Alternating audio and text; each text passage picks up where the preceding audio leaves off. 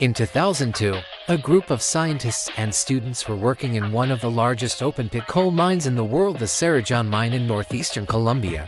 It's a brutal, dusty landscape where giant machines claw at the earth to uncover fuel. But these researchers weren't looking for coal. They were looking for the past.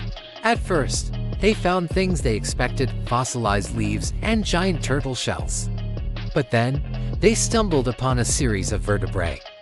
Now, if you're a paleontologist, you know what a snake vertebra looks like. It's a distinctive shape.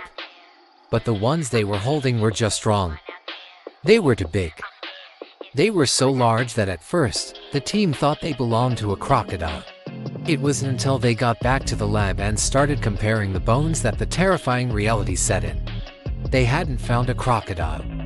They had found the backbone of a snake so massive it challenged the laws of biology. They named it Titanoboa cerrejonensis, the Titanic boa of Cerrejón. To understand how big this thing was, you have to look at the biggest snakes we have today. A large green anaconda or reticulated python might reach 20 or maybe 25 feet if you were looking at a world record specimen. They are thick, heavy, and powerful enough to take down a deer. Titanoboa made them look like garden worms, based on the size of the vertebrae. Researchers calculated that Titanoboa reached lengths of 40 to 45 feet. It weighed over 2,500 pounds. To put that in perspective, this snake was as long as a school bus and weighed as much as a small car. If it stood up and looked you in the eye, it would be thicker than your entire waist. But it wasn't just the size that was shocking. It was what that size meant about the world it lived in. Titanoboa lived roughly 60 million years ago, in a period called the Paleocene. This was just a few million years after the asteroid wiped out the dinosaurs. The world was resetting itself. At this time, the Earth was much, much hotter than it is today. Tropical temperatures in South America were estimated to be around 90 degrees Fahrenheit on average. Because snakes are cold-blooded, their size is limited by the ambient temperature. They need heat to power their massive metabolic needs. For a snake to grow to 40 feet long, the jungle had to be a literal oven. Imagine a rainforest so thick and humid that the air feels like soup.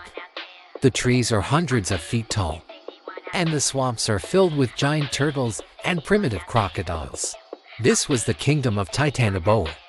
And in this kingdom, there was no doubt about who sat on the throne. Most people think of a boa constrictor and imagine it wrapping around its prey. While Titanoboa was a member of the boidae family, its hunting style was likely much more aggressive. Imagine a 2,500-pound predator sliding through the murky water of a swamp. It's almost entirely silent.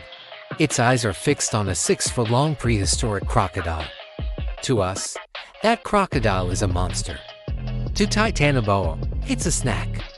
Titanoboa would strike with the speed of a spring-loaded trap. Its mouth was lined with rows of needle-sharp teeth angled backward. Once it latched on, there was no escape.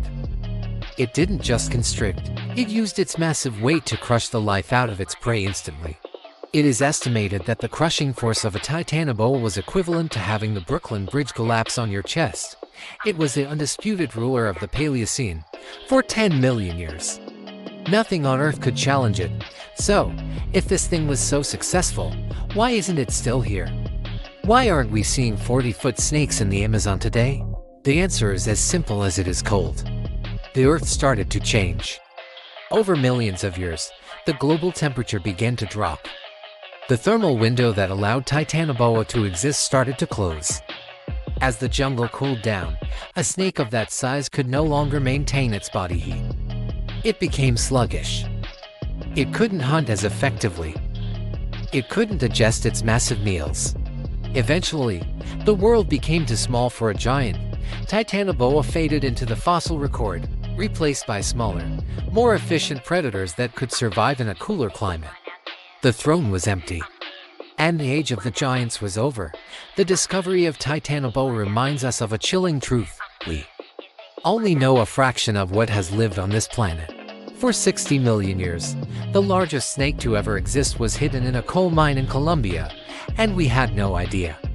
It makes you wonder, If a 42-foot snake could hide in the rock for that long, what else is waiting to be uncovered? What other monsters ruled the world while the Earth was still warm? If you enjoyed this look into the strange and dark world of prehistory, hit the like button and subscribe.